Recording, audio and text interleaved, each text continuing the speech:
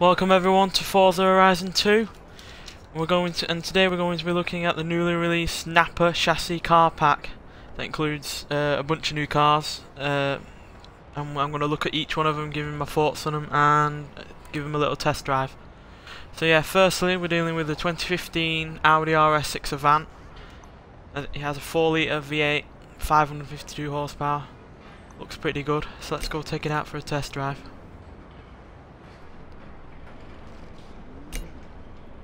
Now, I've not really ever been big on Audis, to be honest. Especially some of the new ones, because I just feel a bit bland and a bit tame compared to some other cars. But I do like Audis of old. So let's see if this is any good.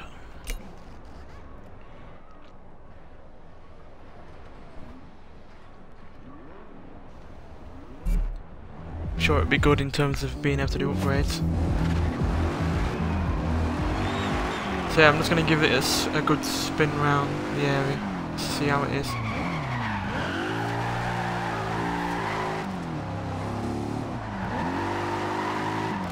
Well, that's a bit more tail happy than expected.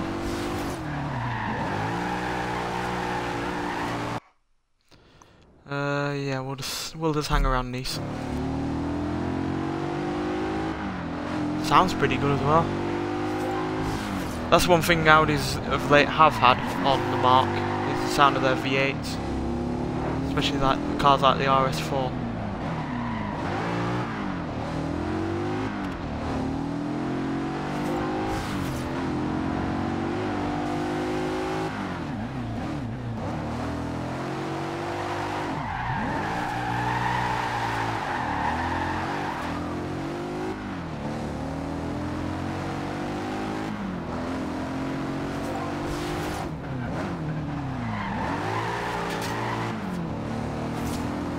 Yeah, this seems pretty good. I mean, it does have the advantage of that it's a bit manic having an estate this powerful and this good in terms of handling. That's always a plus. And it doesn't look too shabby in comparison to some Audis. Though I will say it doesn't seem all that exciting. But I'm sure if you give it a few upgrades and tweaks, like you always have to do on this game, to make most cars look good anyway, it'll be a perfect car. Yeah, let's take a look at the next car in the pack.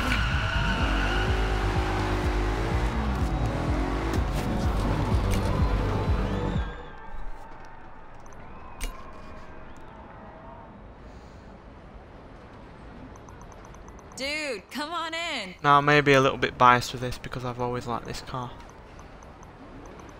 And I was sad to not see it in the Forza 5. So yeah, it's a Buick GSX.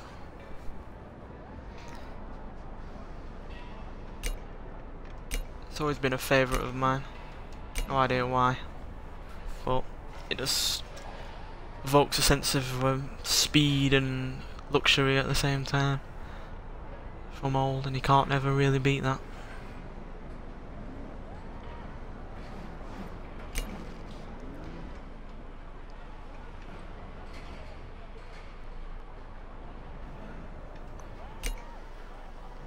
Dude, come on in. How can I help? Yeah, so it's a 7.5 litre V8, so a gigantic engine, but also a lot of weight. 360 horsepower and a hell of a lot of torque. So pretty much like any muscle car from that area, really. A lot of power and a lot of weight. So let's see how it goes.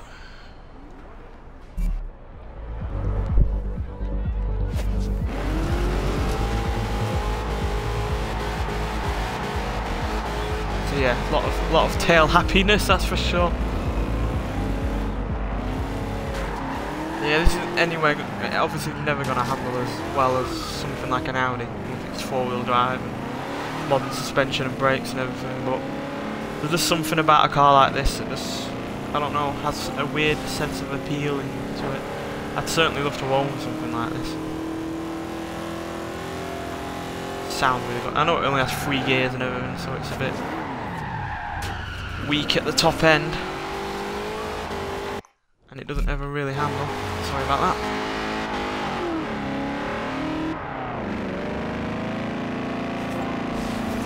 considering Buicks of earlier times, I mean before this, they never really had anything as fast or as powerful. It's just rather mad, really. Because you have the rev counter on the bonnet, like Pontiac Judge does. Let's listen to this V8.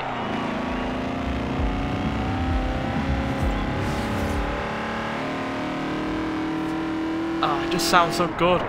It's all like classic low revenue. It's not even, doesn't rev it beyond 5,000 RPM. It's a big, lazy, heavy car, but can still go decently fast for a 44-year-old car, and will no doubt be good if you give it some better upgrades, like better brakes and suspension. Yeah, definitely a car I'd recommend.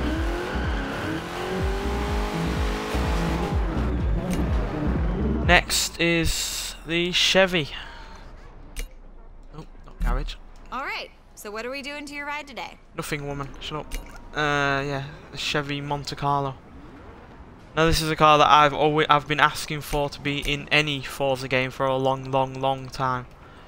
So it's a real pleasure to see it finally back in. Well, in it all even. Yeah, so 180 horsepower, 225 foot-pounds of torque, 5 litre V8.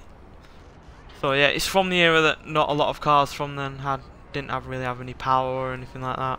But just look at it, it's menacing.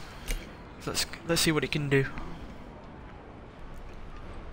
I mean, yeah, there are cars that are like this from that era that were powerful, like the Buick GNX, which has 120 more horsepower.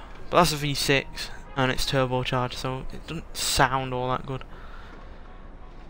Plus this looks just as good, and it's got a V8, so it's inevitably going to sound better. Plus I'm sure if you give it some upgrades you could unleash that 5 litre V8 to its full potential instead of being restricted by emissions. Yeah, gigantic car. Doesn't wheel spin sadly, because automatic transmissions were a big thing back in the 80s.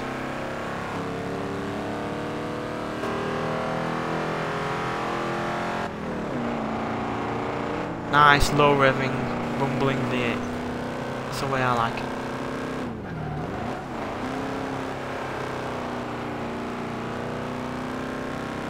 But I do fear that this gearbox is restricting the car on what it can actually do. Or maybe it's the fact that it weighs £3,500. One or the other.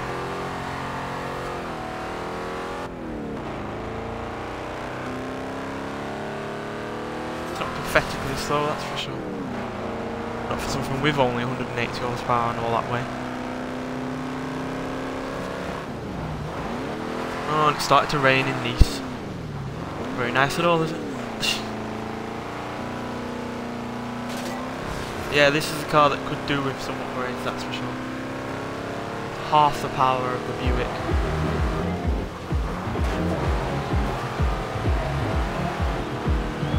And I can't really comment on our handling because it really isn't fast enough for that. But yeah, I'm sure it'll be good for extra upgrades. Next is the Land Rover.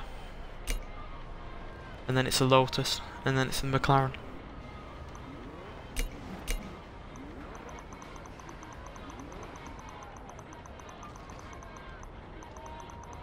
Now this Land Rover is mental because, well, look at the size of it, and yet it has 510 horsepower from a 5 litre V8. So a hell of a lot of power, but also a hell of a lot of weight, because inevitably it's only going to be heavy because it's an SUV. So yeah, let's see what this can do.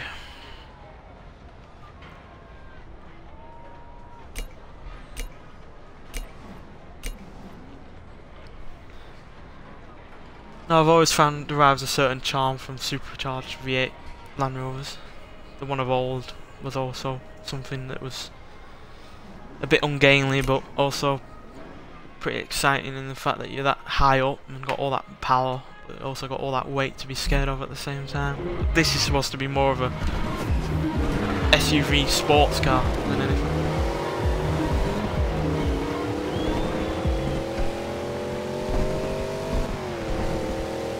That V8 sounds pretty good as well.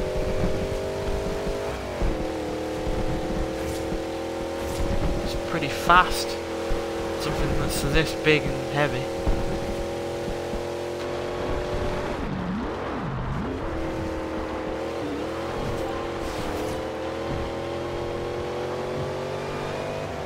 Quite high revving as well, nearly 7,000 RPM. It's tail happy as well.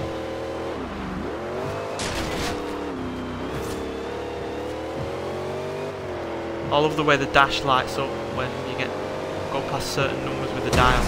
Oh crap. Goddamn AI. Yeah, if you look, once it lights up certain numbers.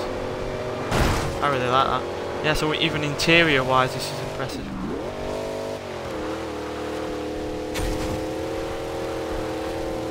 Let alone the fact that it can sort of handle even though it's this kind of vehicle. You have arrived at your destination. And it's pretty sharpish as well. Well, it should be for something that's 510 horsepower. Oh, the brakes aren't the best. Oh, then again, you try stopping something this big at that kind of speed.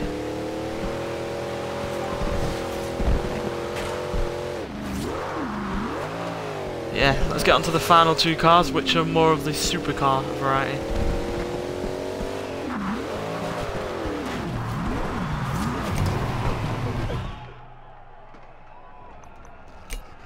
The one being older and more basic than the other.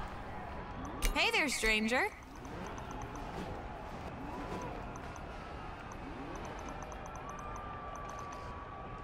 And it's a Lotus Esprit V8. Surprised this wasn't in it originally, to be honest, because it was originally in Forza 5 and Forza 4 and most other games before that. But yeah, I've always liked this car. Mid-engine, 3.5 litre V6, V8 even. It says it there. 3.5 litre V8, 350 horsepower, twin supercharged, turbocharged even. And it's, from what I know on Forza 5, very, very grippy and very, very fast. Plus it weighs not much at all. So let's see what it can do. Plus you can't beat a car that has pop-up headlights. That's a rule. Most cars that have pop-up headlights are cars that are better than other ones that don't. Mazda MX-5 for instance, the first generation.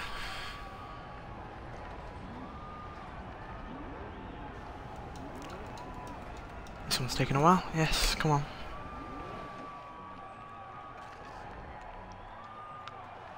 It's a problem with Forza Horizon 2, the loading times are a bit iffy, especially for a current gen console.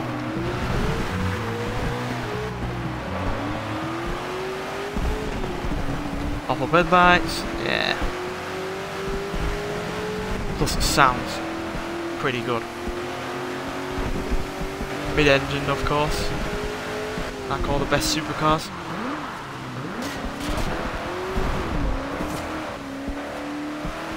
And this, even in the wet, you can drift it and it'll hang on.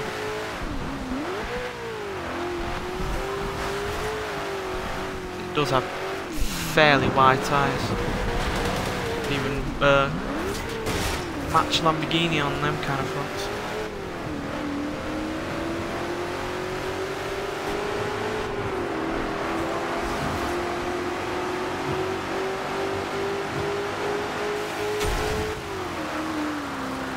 From a car maker that's usually into making lightweight, not very powerful cars, this You have arrived at your destination. is a bit of a difference from the norm for Lotus, like it was 12 years ago. I wish they'd do something like this again.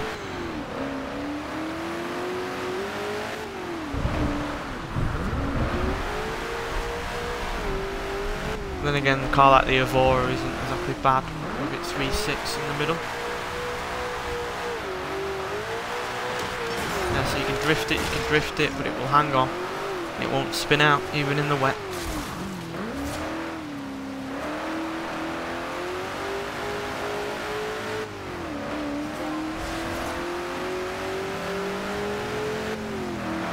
Yeah, this is easily one of my favourites from this car pack. Let's look at the final one, the McLaren, the 650S. I've not really ever been a big fan of McLaren, to be honest. I've always thought they were a bit boring. Not in terms of performance, just in terms of you know, looks and handling wise and excitement. You know, this has a 3.8 litre V8, 641 horsepower. That's a lot of power, and it doesn't even weigh all that much more than the 350 horsepower Lotus. It's only a few £100 more. Yeah, let's see what it can do.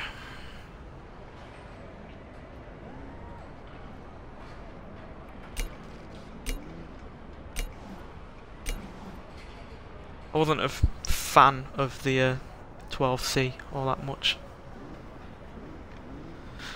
Just felt a bit tame, really, for what you know full well McLaren can do, considering they did the F1. So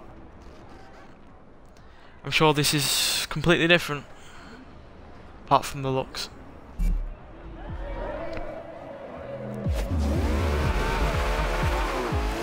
It's certainly going to be faster, that's for sure.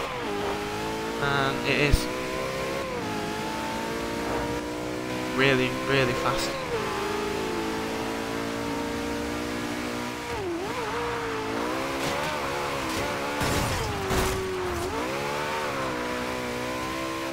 It does kind of smack of trying to fill in the middle market in between the 12C and the P1.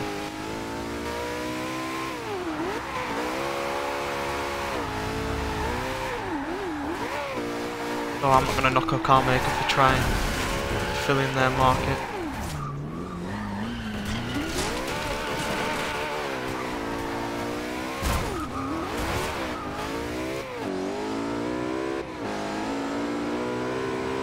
Doesn't sound all that good though. I expect from a supercar with this amount of power and this amount of technology to have something that sounds a bit, well, more exciting. Though it does handle very, very well and is very, very quick. Maybe that's all that some people are looking for.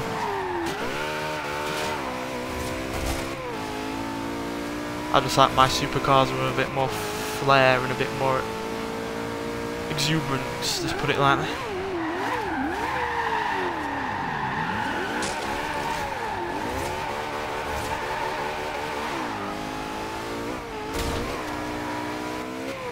But I am in no doubt that this is would be a quick car against not only other cars, but in terms of just, you know, outright speed.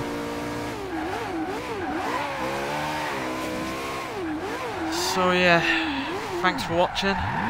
And if you've got this car pack, I highly recommend trying out all the cars. And I'll see you in the next one.